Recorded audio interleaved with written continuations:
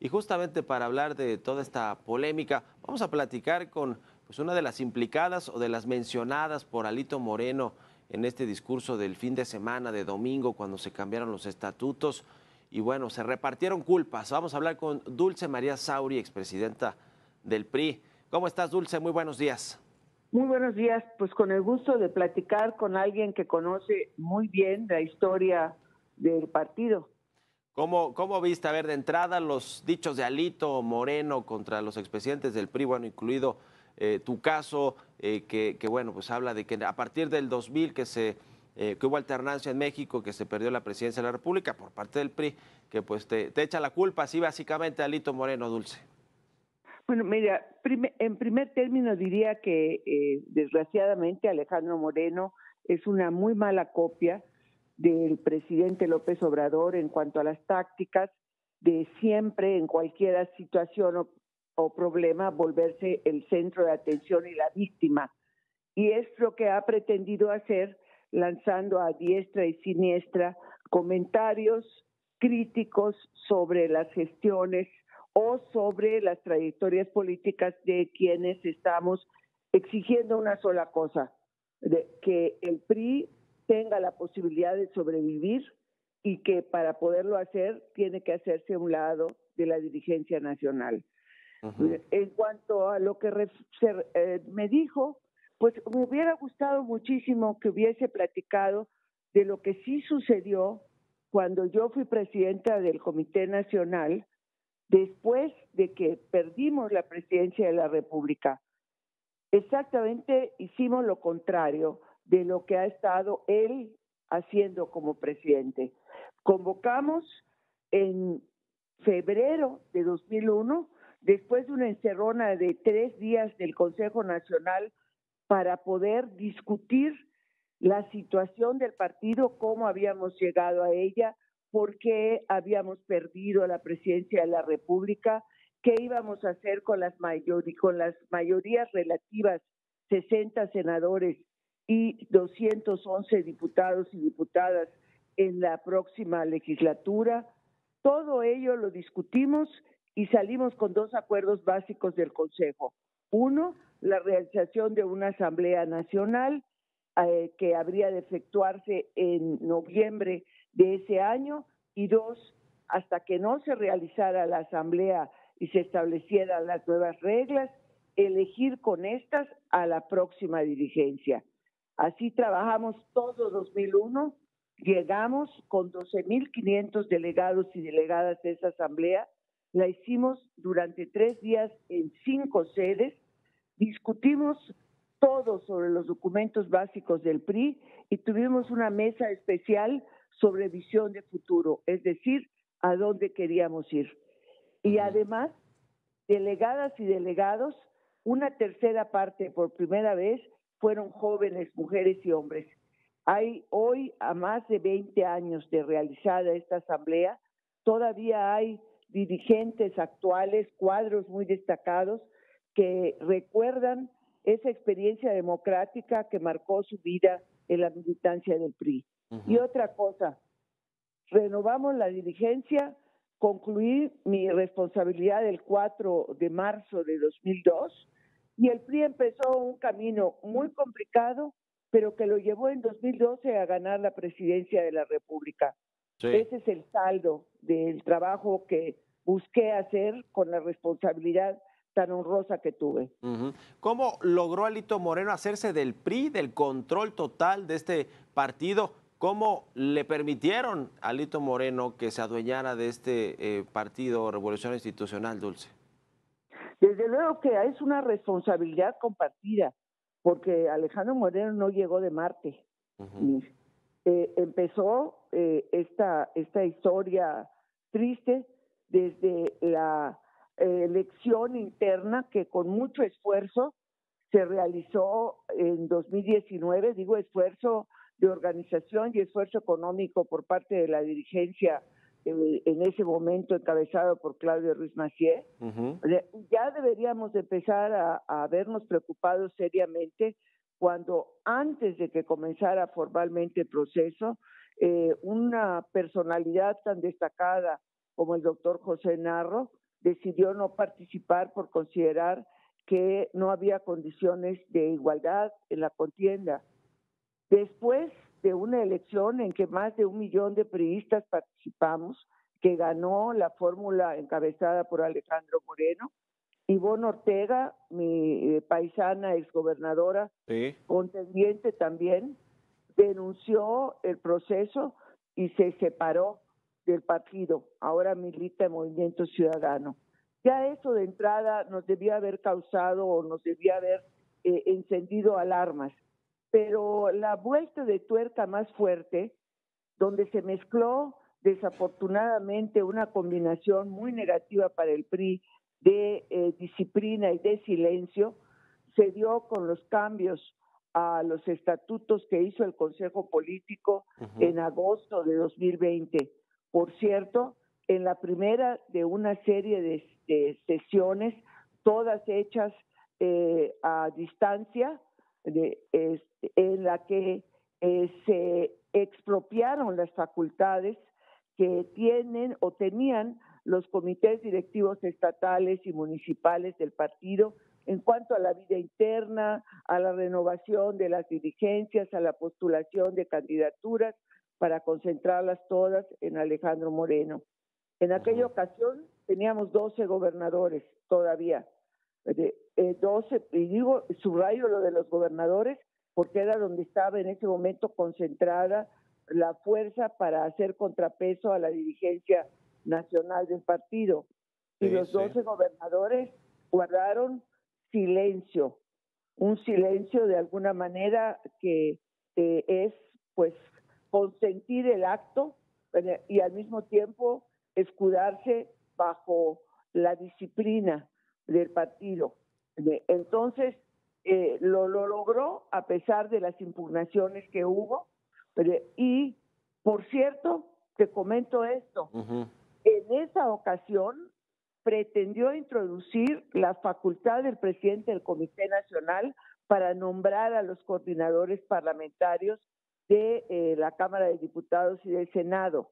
Sí. Ahí nos opusimos, y fue el único elemento que bajaron del dictamen de esa reforma estatutaria.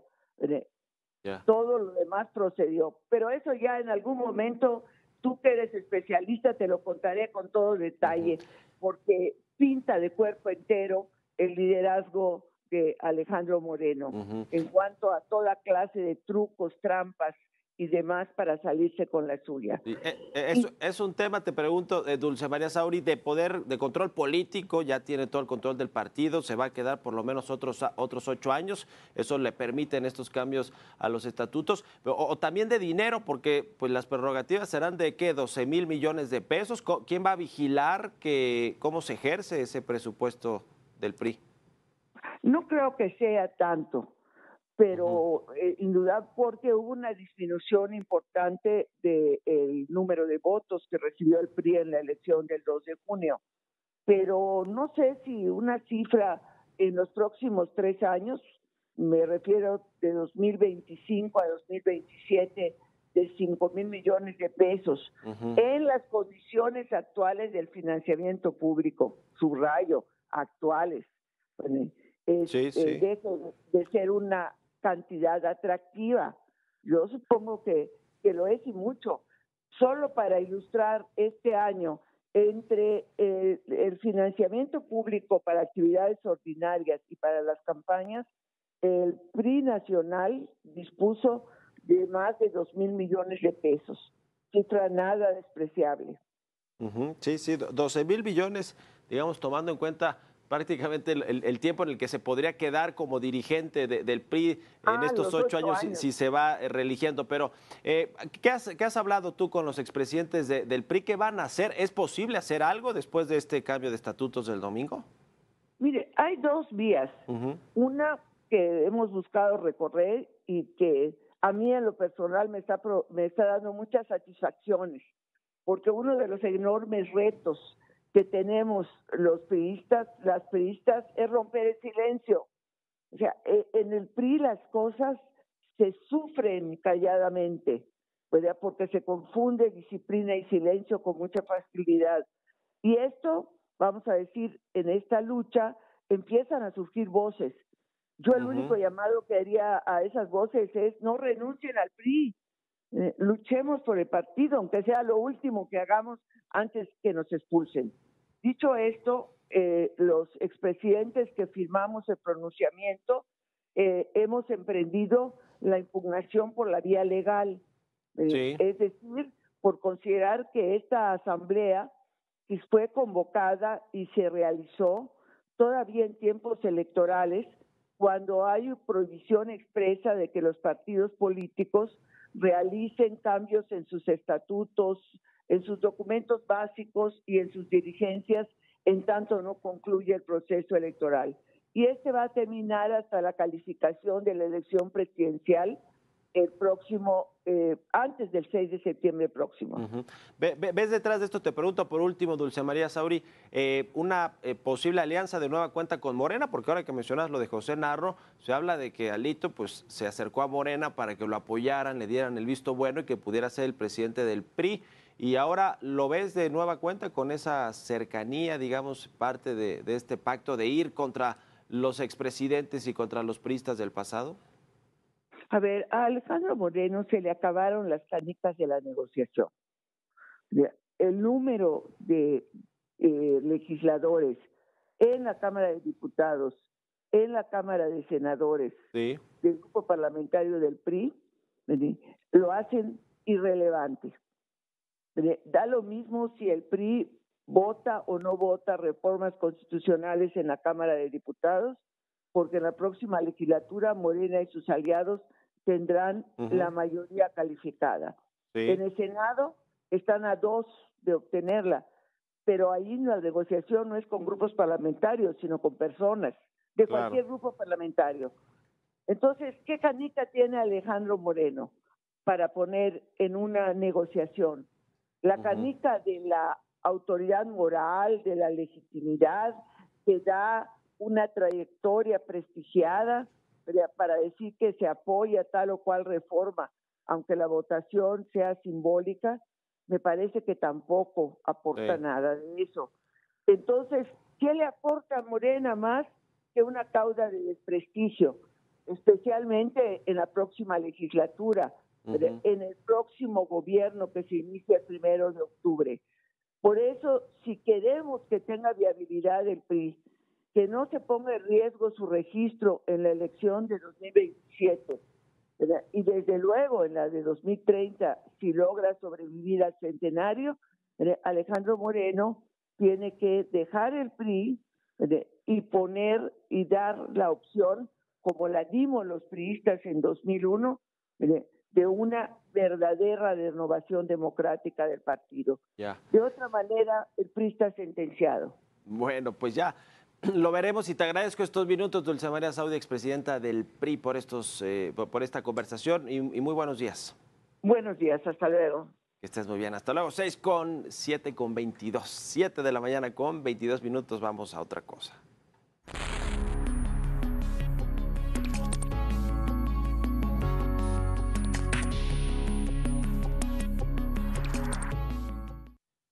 En lo que tiene que ver con la discusión en torno a esta reforma judicial, la reforma al Poder Judicial de la Federación, ayer se le subió el volumen en el lado nacional y en el lado internacional. Por un lado, nacional, Norma Piña, la presidenta de la Corte y del Consejo de la Judicatura, invitó ya abiertamente al presidente López Obrador y a la virtual presidenta electa Claudia Sheinbaum a que vayan a discutir ellos también la reforma al Poder Judicial.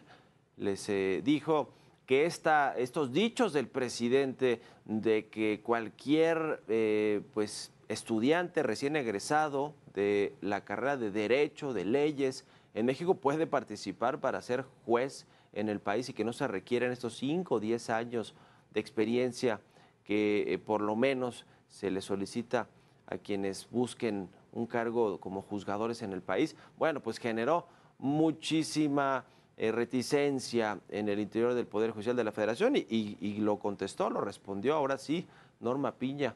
Dijo que pues van a llegar los perfiles más populares o quienes se alíen al poder, pero no los más experimentados o quienes tengan las tablas de estudios y de experiencia para poder ser juzgadores.